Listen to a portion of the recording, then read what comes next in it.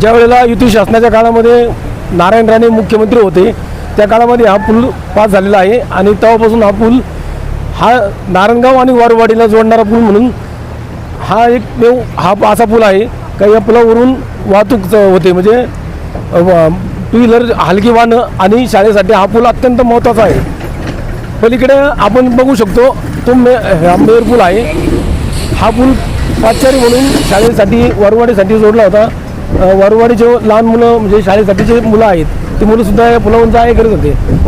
परंतु आत्ता परवाच्या दिवशी झालेल्या पावसामुळं वडे धरणामध्ये मोठ्या प्रमाणावर पाणीसाठा झाला आणि 18,000 क्युसेसने पाण्याचा प्रवाह म्हणजे विसर्ग या मीना नदीत करण्यात आला. तेव्हा या पुलाची अशी दुरावस्था आली. असं पाणी मीना नदीला 1976 साली आलं होतं. त्याच्यानंतर पहिल्यांदा एवढं पाणी आलं आणि ही दोन्ही पूल आता वाहतुकीसाठी त्या पाण्याच्या प्रवाहामध्ये नुकसान झाल्यामुळं बंद करण्यात आलेलं आहे. सकाळीच नारायणगावचे उपसरपंच बाबू पाटे यांनी या पुलाची पाहणी केली.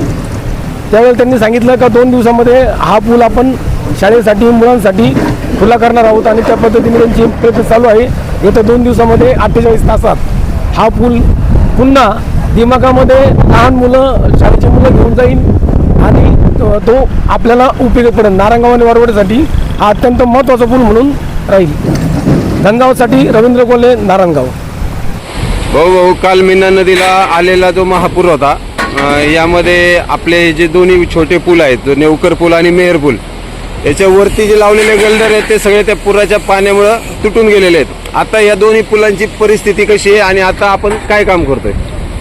आता पूल जितकं लवकर आपल्याला काम चालू करून घेता येईल ते केलं पाहिजे. या हिशोबाने आता इथली सगळी साफसफाई असेल किंवा इथलं जे काही नुकसान झालं असेल ते पूर्ण करून मुलांच्या सुरक्षिततेच्या दृष्टीने तो पूल कसा लवकरात लवकर चालू करता येईल. कारण नेवकर पूल आणि मेहर पुलावून आपली शाळेतली बरीचशी विद्यार्थी जात असतात आणि त्या माध्यमातून खरं तर मोठ्या पुलावून जायला गाड्यांची ट्रॅफिक आणि त्या हिशोबाने थोडीशी अपघाताची भीती जास्त असल्या कारणामुळे त्या पुलाचा वापर सर्रास होतोय.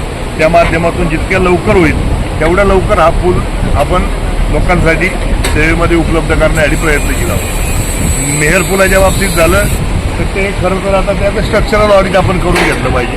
खालच्या बाजूने ज्याचं कॉन्क्रीट काहीच डासल आधीच डासल खालच्या पुराणी डासले असेतला भाग नाही ते आधीच, कारण त्याची मला वाटतं आता लाईफ भरपूर झाली असेल त्या पुलाची आणि त्या माध्यमातून त्याचं स्ट्रक्चरल ऑडिट करून घेऊ. याही पुलाचं आपण भविष्यात स्ट्रक्चरल ऑडिट करून घेऊ. मागणी आपण जिल्हा परिषदला मागही केली आहे. TPDCला आपण त्या माध्यमातून पत्र देखील दिलं आहे की हा पूल थोडासा रुंद करावा की जेणेकरून आपल्याला 1-1 मीटरचा जरी फुटपाथ करता आला दोन्ही बाजूनी तर मुलांना जायला यायला आणि ट्रॅफिकचा हे 2 वेगळे विषय करता येतील. त्या माध्यमातूनही आपण ते पुलाची मागणी केलेली आहे.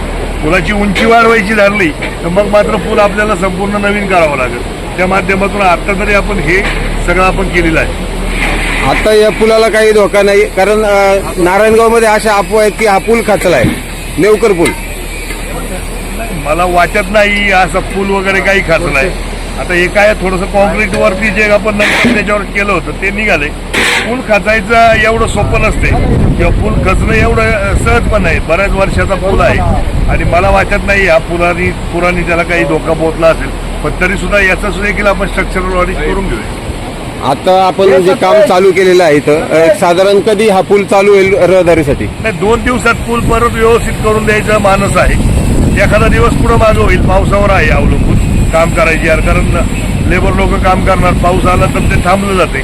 त्या माध्यमातून जेवढं शक्य होईल तेवढ्या लवकरात लवकर हा पूल आपण चालू करून देऊ.